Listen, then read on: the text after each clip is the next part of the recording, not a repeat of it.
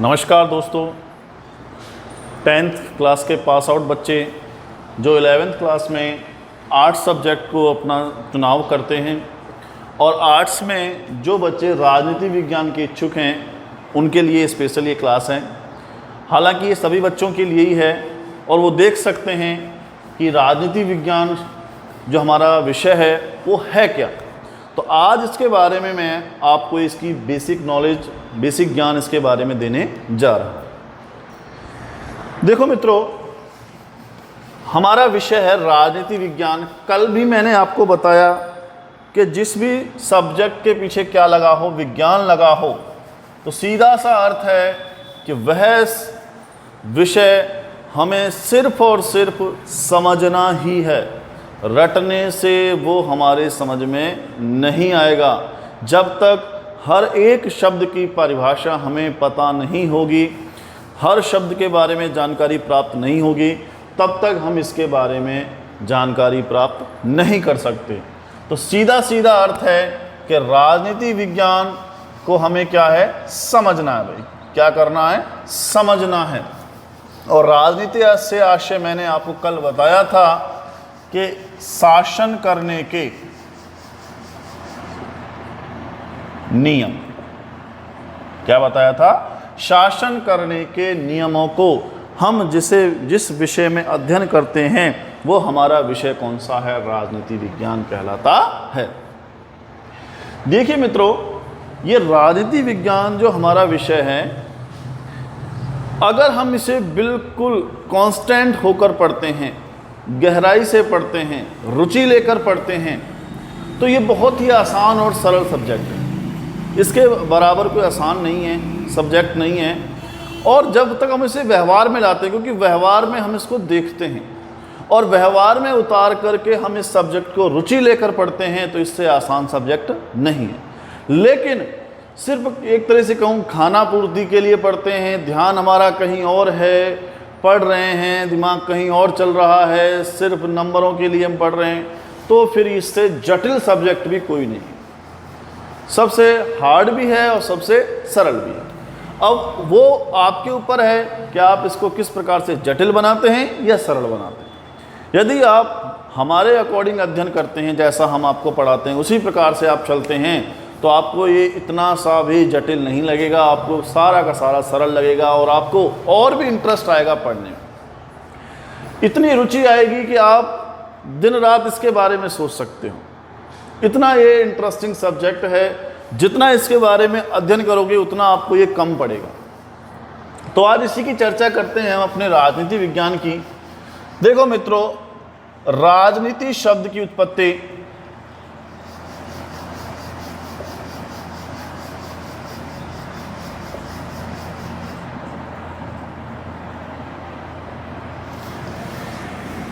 यूनानी भाषा के शब्द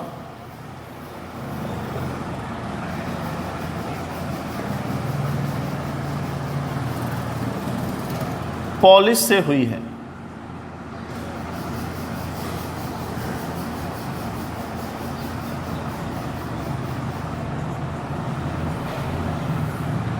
जिसका अर्थ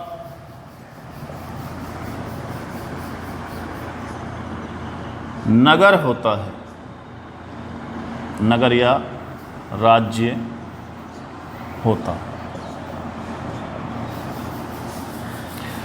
देखिए, सबसे पहले यूनान, जिसे वर्तमान में हम यूरोप क्षेत्र बोलते हैं,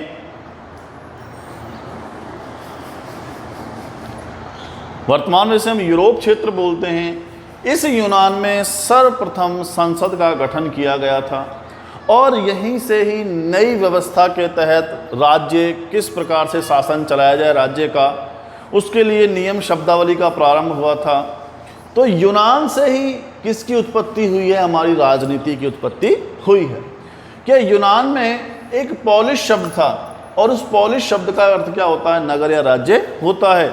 और यही शब्द पॉलिस आगे चल करके पॉलिटिक्स बना और इसी पॉलिटिक्स को हम हिंदी में क्या बोलते हैं, राजनीति बोलते हैं। इस राजनीति विज्ञान के जनक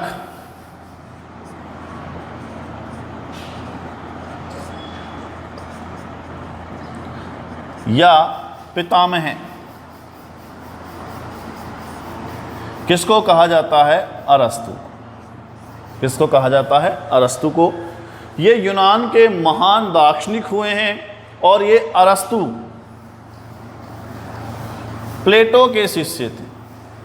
तो प्लेटो क्या था? इनका गुरु, और अरस्तु इनके क्या थे? शिष्य थे। और अरस्तु का शिष्य कौन था? सिकंदर। ठीक है। तो राजनीति विज्ञान के जनक या पितामह किसको कहा जाता है? अरस्तु को। और अरस्तु के गुरु कौन थे? प्लेटो। और अरस्तु का शिष्य कौन था? सिकंदर, जिसके बारे में आपने सुना भी होगा, विश्व विजेता सिकंदर, जिसे अलेक्जेंडर के नाम से भी जाना जाता है। तो ये सिकंदर किसका शिष्य था? अरस्तु का। और अरस्तु किसका शिष्य था? प्लेटो का। और इसी अरस्तु ने हमें क्या दिया है? राजनीति विज्ञान विषय दिया है। तो राजनीति विज्ञान विषय के जो पिता हैं या जनक हैं वो कौन है? हमारे अरस्तु। वो दोबारा से रिपीट कर लेते हैं कि राजनीति विज्ञान से संबंधित सीधा सीधा अर्थ है कि जिस विषय में हम शासन करने के नियम कानूनों के बारे में जानकारी प्राप्त करते हैं वो हमारा विषय कौन सा? राजनीति विज्ञान है। इस राजनीति शब्द की उत्पत्ति किस भाषा के शब्द? यूनानी भाषा के शब्द किससे हुई है? पॉलिस से हुई है, जिसका अर्थ नगर या राज्य होता है। और इस राजनीति विज्ञान के जनक या पितामह कौन हैं? अरस्तु हैं। और अरस्तु किनके शिष्य थे? प्लेटो के। और अरस्तु का शिष्य कौन था? सिकंदर था। अब देखिए, ये जो हमारा राजनीति विज्ञान है, इस राजनीति विज्ञान में कई विषयों का मिश्रण है। कि जो राजनीति विज्ञान है, इस राजनीति विज्ञान में नीति शास्त्र, दर्शन शास्त्र, समाज शास्त्र,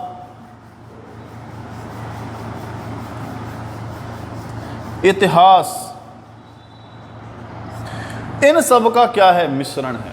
अर्थात हम इसके अंदर नीतियों के बारे में पढ़ते हैं, हम इसके अंदर समाज के देखते, समाज के दर्शन होते हैं हमें कि यह समाज किस प्रकार से कार्य करता है, समाज किस प्रकार से उन्नति करता है। और इसके अतिरिक्त हम इतिहास की घटनाओं से जानकारी प्राप्त करते हैं, प्रेरणा लेते हैं कि इतिहास में पूर्व में इस प्रकार से राजनीति थी और उसमें क्या कमियां थी, उन कमियों को दूर करके आधुनिक में हम किस प्रकार से आगे बढ़ सकते हैं, किस प्रकार से आगे हम राजनीति में सुधार कर सकते हैं। तो उन सब की जानकारी हम कहाँ से प्राप्त करते हैं? इतिहास से करते हैं। तो इस राजनीति विज्ञान में इन सभी विषयों का क्या है? मिश्रण है। और इन्हीं विषयों से मिलकर के हमारी क्या बनी है? राजनीति विज्ञान बनी है। देखिए, राजनीति विज्ञान में हम मुख्यतः किसी देश के संविधान,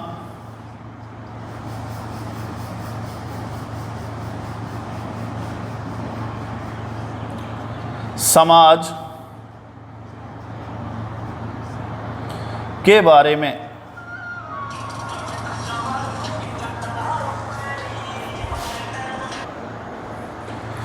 तो हम राजनीति विज्ञान में किसी देश के संविधान और समाज के बारे में जानकारी प्राप्त करते हैं। ठीक है, कि राजनीति विज्ञान विषय से ही हम किसी भी देश के संविधान और उसके देश के समाज के बारे में जानकारी प्राप्त करते हैं। अब देखो, इसमें शब्द क्या आया है? अपना संविधान।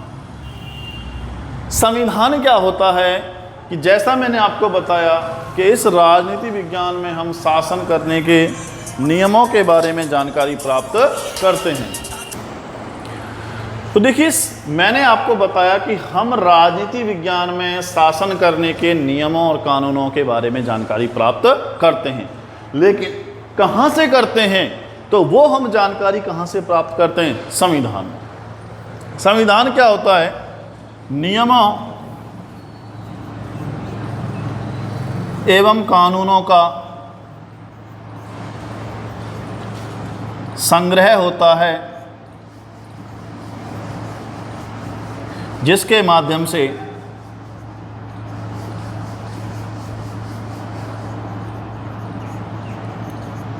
व्यक्ति, अपना सर्वांगीण विकास करता है।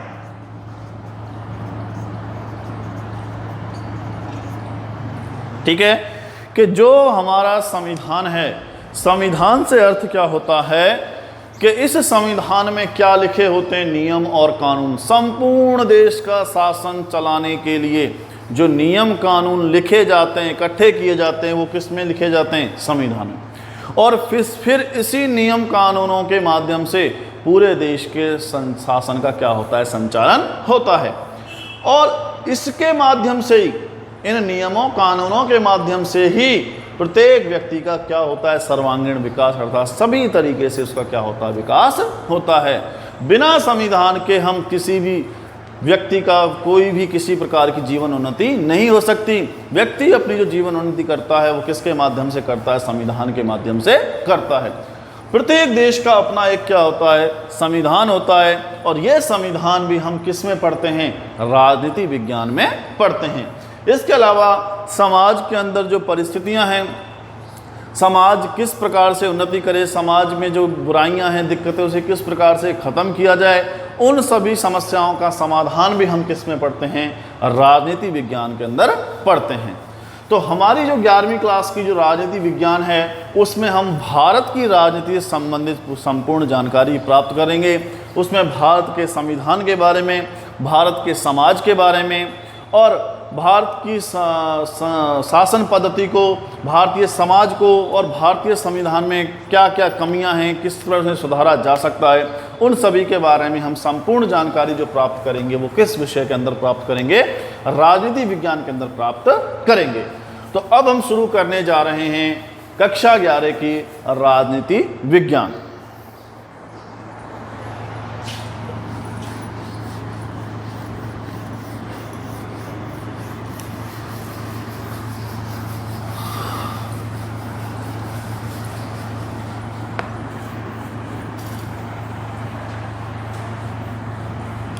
देखो मित्रों, कक्षा 11 की जो राजनीति विज्ञान है हमारी, उस राजनीति विज्ञान को 4 भागों में एक तरीके से बांटा गया है। सबसे पहले मैं आपको बात करूं इस राजनीति विज्ञान से कि इस राजनीति विज्ञान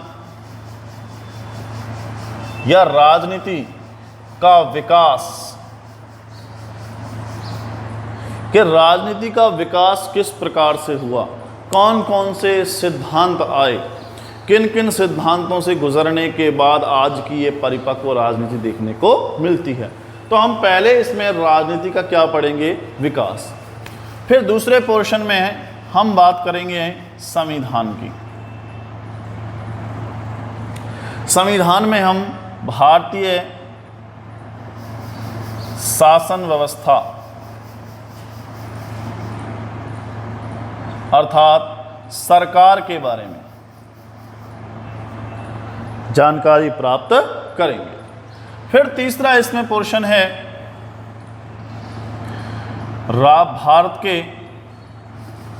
भारतीय राष्ट्रीय आंदोलन। ठीक है कि भारत में जो राष्ट्रीय आंदोलन हुए हैं स्वतंत्रता प्राप्ति के लिए, उनके बारे में हम संपूर्ण जानकारी प्राप्त करेंगे। और चौथा इसमें भाग है भारतीय संविधान का विकास, कि भारत का जो संविधान है वो किस प्रकार से बना, किस प्रकार से निर्माण करने में इसमें दिक्कतें आई और कब बनकर ये तैयार हुआ, और इसमें इसे बनाने के लिए कौन कौन सी समितियां बनाई गई, कितने सदस्य थे, तो इस सब के बारे में हम इसमें जानकारी प्राप्त करेंगे। तो हमारी जो राजनीति विज्ञान है कक्षा 11 की, वो 4 पार्टों में डिवाइड की गई है। पहले हम राजनीति के विकास के बारे में बात करेंगे, दूसरी हम संविधान अर्थात भारतीय शासन व्यवस्था सरकार के बारे में जानकारी प्राप्त करेंगे, और तीसरे भाग में हम भारत की स्वतंत्रता के लिए जो राष्ट्रीय आंदोलन हुए, किन किन महापुरुषों ने इसमें भाग लिया, उनका क्या कुछ योगदान था, उसके बारे में हम अध्ययन करेंगे। और चौथा हमारा जो अंतिम पार्ट है इसमें वो है भारत के संविधान का किस प्रकार से विकास हुआ। तो कल हम इन चारों भागों में से किसी एक के बारे में या तो भारतीय सरकार से यहाँ से शुरुआत करेंगे, सरकार के अंगों के माध्यम से व्यवस्थापिका, कार्यपालिका और न्यायपालिका के बारे में अध्ययन करेंगे और इसी पोर्शन से हम शुरुआत करते हुए आगे बढ़ेंगे। तो आज के लिए इतना ही। कल से हमारी जो मुख्य क्लास है 11वीं की राजनीति विज्ञान की वो प्रारंभ हो जाएगी। तो ये क्लास लेना बिल्कुल ना छोड़ें, एवरीडे क्लास अटेंड करें और देखें कि ये सब्जेक्ट हमारे मस्तिष्क के अंदर आ रहा है या नहीं। यदि इसमें रुचि आ रही है तो इसका चुनाव आप निश्चित कर सकते हैं। लेकिन अगर आप, इस बात की मैं गारंटी लेता हूँ, अगर आप इसे ध्यान से पढ़ोगे, ठंडे दिमाग से पढ़ोगे, तो इससे सरल आसान सब्जेक्ट कोई सा भी नहीं है। और ये एकमात्र ऐसा सब्जेक्ट है जो भविष्य में कदम कदम पर आपके साथ रहेगा, हमेशा आपका साथ निभाएगा। तो आज के लिए इतना ही। धन्यवाद। कल मिलते हैं।